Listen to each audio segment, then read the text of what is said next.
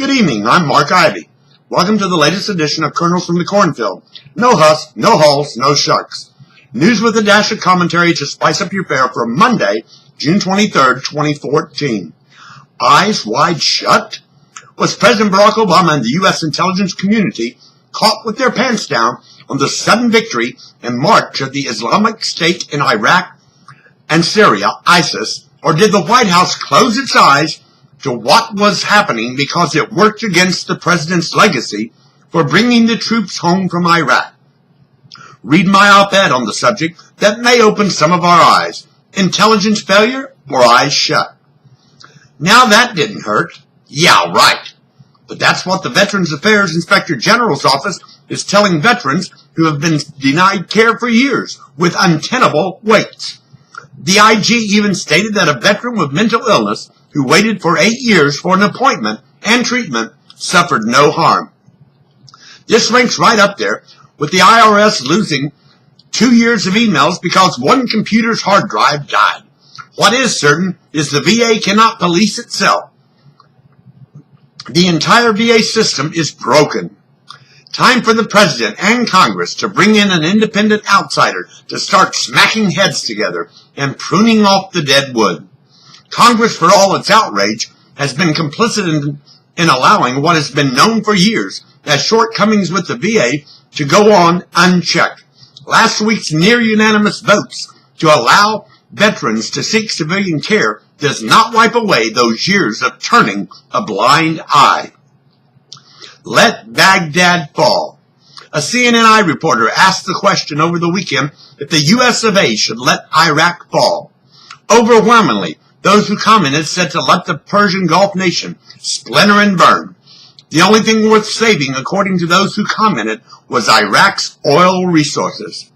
I see no upside for the U.S. in this battle between religious factions and ethnic identity. Perhaps allowing the country to fracture into a Sunni nation, a Shiite nation, and a Kurd nation may be the best thing. But do we want ISIS to have a base of its own to threaten not only us, but the world? Yet Secretary of State John Kerry today told Iraqi leaders they must unite against ISIS. Iraqi leaders unite? Does Kerry really believe that the Iraqis can unite as one people?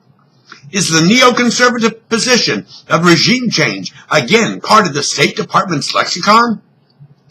Taking a stand.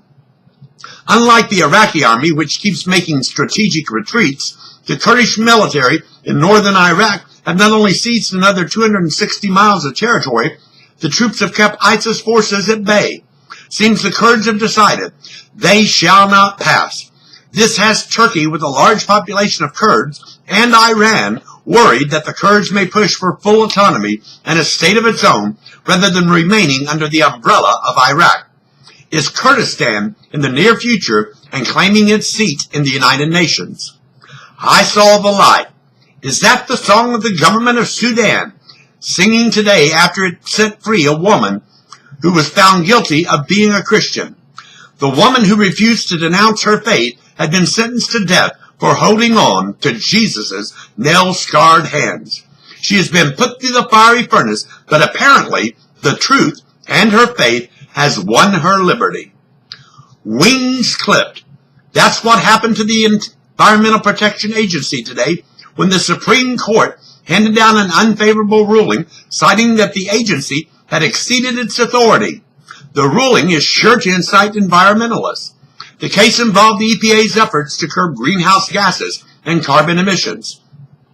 The court said the agency had broad authority to regulate power plants and factories, but went beyond the scope of its authority granted by Congress. According to Justice Antonin Scalia, we are not willing to stand on the dock and wave goodbye as EPA embarks on a multi-year voyage of discovery. He went on to add it was patently unreasonable, not to say outrageous, for EPA to insist on seizing expansive power that it admits the statute is not designed to grant. A further bruising came from the accusation the EPA was laying claim to extravagant statutory power over the national economy.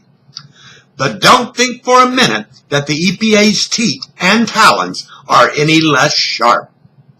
Please don't insult my intelligence. Expected Democratic presidential candidate Hillary Clinton over the weekend said that she and her husband, former President Bill Clinton, were not like the other one-percenters because she and her husbands pay taxes like everyone else. Forget that she hasn't driven a vehicle herself since the mid-90s, but is chauffeured everywhere she goes.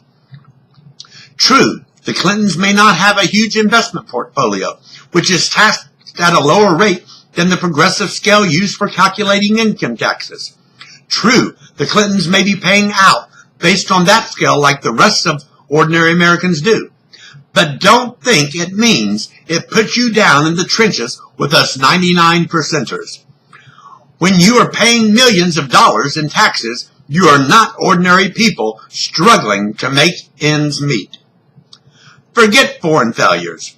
President Barack Obama, in an interview with CNN New Day host Kate Baldwin, indicated that Americans in Congress should turn their focus to domestic issues rather than paying attention to what is happening on the world stage. While I agree we need to take care of our own, turning a blind eye to the world didn't work prior to World War I nor World War II. Out of sight and out of mind won't keep us safe. The president told Baldwin, every single day there are conversations around the kitchen table where people are trying to figure out, this child care is costing so much. I'm not sure that we're going to be able to make our mortgage at the end of the month. There are folks who are saying, little Johnny is sick, but if I don't show up at my job because I don't have family leave, we're not going to be able to pay the electricity bill. And of course, the president thinks more government is the answer. Fill in the blank. How would you complete this phrase? My American dream is. I completed the sentence at FromTheCornfield.com. The American dream to me. Bone to sports fanatics. The US of A soccer team proved they are a force to be reckoned with in Sunday's matchup with Portugal. Team USA played the Portuguese to a 2-2 draw and have a shot at the World Cup. Next match, Germany. Go Team USA. That's what caught my attention for Monday, June 23rd, 2014. Tune in tomorrow for another episode of Kernels from the Cornfield. I'm Mark Ivy. Good evening.